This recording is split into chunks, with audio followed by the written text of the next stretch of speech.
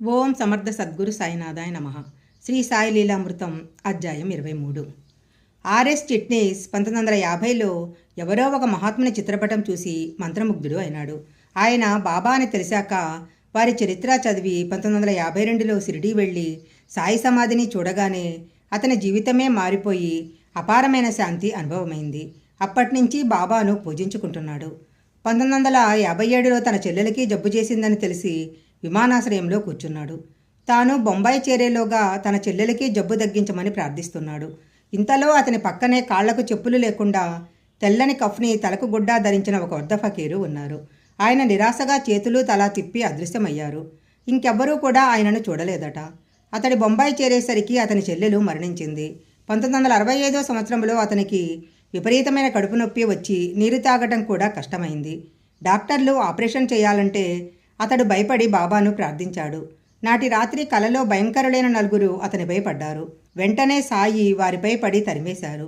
తెల్లవారేసరికి చిట్నీస్కు జబ్బే లేదు. 1968లో ఒక గురువారము సాయి చరిత్ర పారాయణ పూర్తి చేసి ఆగ్రా వెళ్ళి దారిలో సాయి దర్శనమివ్వాలని ప్రార్థించాడు. సుమారు 60 మైళ్ళు వెళ్ళాక కారు అకస్మాత్తుగా నిలిచిపోయింది. బాబా లాంటి ఫకీర్ ఒకరు కారు పక్క నుంచి ఆశీర్వదించి దక్షిణ తీసుకొని మాయమయ్యారు. డ్రైవర్ బ్రేకులు వేయకపోయినా కారు ఆగిపోవటము, చిట్నీస్కు వారబ్బాయికి డ్రైవర్కు తప్ప కారులోని ఇంకెవ్వరికీ ఫకీర్ కనిపించకపోవటము చిత్రము. ఇలాంటి అనుభవాలు సాయి అన్ని మతాల వారికి ప్రసాదిస్తున్నారు. ఓన్బర్న్ అనే ఆంగ్లేయుడితో 1960లో కలకత్తాలో పక్క ఇంట్లో ఉన్న కుమారి డట్టన్ తన అనుభవం ఇలా చెప్పింది. ఆమె కొంతకాలము ఒక క్రైస్తవ మఠంలో ఉన్నాక అధికారులతో భేదం వచ్చింది. తాను ఆశ్రమం విడిచిపోయాక తన గతేమిటని ఆలోచిస్తూ దిగులుగా కూర్చుంది. ఒక ఫకీరు వచ్చి భయం లేదు, అంతా బాగుంటుంది అని చెప్పి దక్షిణ కోరారు. వెంటనే ఆమెకు ప్రశాంతి కలిగింది. ఆమె వద్ద పైకం లేదంటే ఆయన, నీ సొరుగులో 35 రూపాయలున్నాయి చూడు అన్నారు. చూస్తే పైకమన్నది కానీ ఫకీరే లేడు. క్రైస్తవ స్త్రీల ఆశ్రమంలోకి పురుషుడు ముస్లిం అయిన ఫకీర్ ఎలా వచ్చాడన్నదే ఆశ్చర్యము. ఆమె ఆశ్రమం విడిచాక ఆమె మేనల్లుడు ఆమెనెంతో ప్రేమగా చూసుకుంటున్నాడు. ఇదంతా విని ఓన్బర్న్ ఇప్పుడు ఆమెకు సాయిపటం చూపాడు.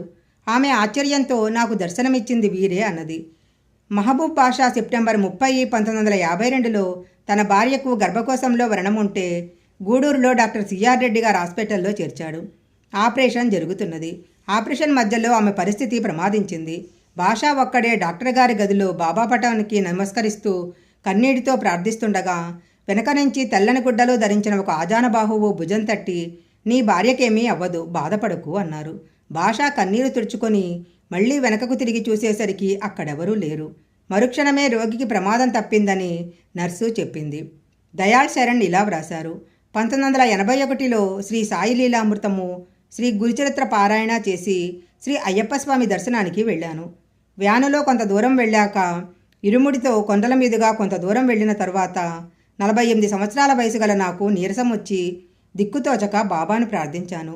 కొద్ది క్షణాలలో చేతిలో కర్ర, కాళ్లకు రబ్బరు చెప్పులు వేసుకున్న ఒక వృద్ధుడొచ్చి నా ఎడమ చెయ్యి తన చంకలో పెట్టుకొని, భయం లేదు, నిదానంగా నా వెంట నడు అన్నారు. వెంటనే నీరసమంతా పోయింది. ఈయనెవరు కొండపైకి చెప్పులతో వచ్చాడు అనుకున్నాను. ఆ జనం తొక్కిడిలో కొందరు కాలుజారి పడుతున్నారు. కొందరి ఇరుముడులు పడిపోయాయి. అందరూ ఎంతో శ్రమపడి నడుస్తున్నారు. అరగంటలో లైట్లతో వెలుగుతున్న ఒక చోటికి రాగానే నా చెయ్యి వారి చంకలో నుంచి జారిపోయింది. వారికి కృతజ్ఞత చెప్పాలని చూస్తే ఆయన ఎక్కడా కనిపించలేదు. అందరి కాళ్ళు పరీక్షగా చూశాను, కానీ చెప్పులేసుకున్న వాళ్ళెవరూ లేరు. ఆ రూపంలో సాయే నన్ను గమ్యం చేర్చారు.